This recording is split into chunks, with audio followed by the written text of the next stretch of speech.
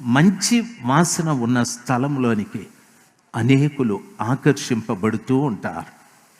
నీ దగ్గరికి అనేక మందిని దేవుడు ఆకర్షించటానికి దేవుని అందు భయం అనేది నీలో కలుగజేశాడు. భయపడు, పాపము చేయకుండా ఉండు. భయపడు, పరిశుద్ధత నీలో నిత్యము నిలిచి ఉంటుంది.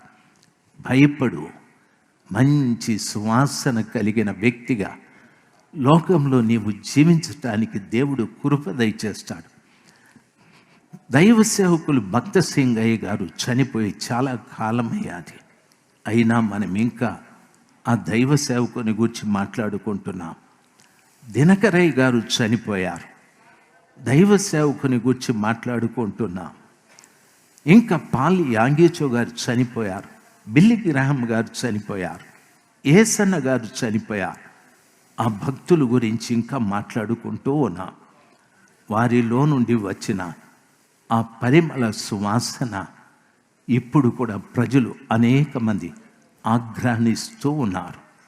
ఆ దైవ సేవకుడు ఇలాంటి వాడంట, ఆ దైవ సేవకుడు ఇలాంటి వాడు, ఆ దైవ సేవకుడు ఎంత ప్రార్థనాపరుడు, ఆ దైవ సేవకుడు ఎంత ప్రార్థనాపరుడు.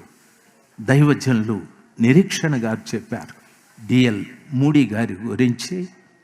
దయచేసి గమనించాలి.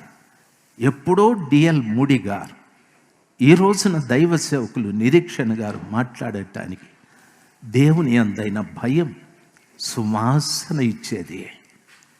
ఆయన యందు భయం కలిగి ఉండు, అనేకులకు మంచి వాసనగా ఉంటావు. నువ్వు అనేకుల్ని ఆకర్షించే ఒక గొప్ప వ్యక్తిగా దేవుడు నిన్ను చేస్తాడు.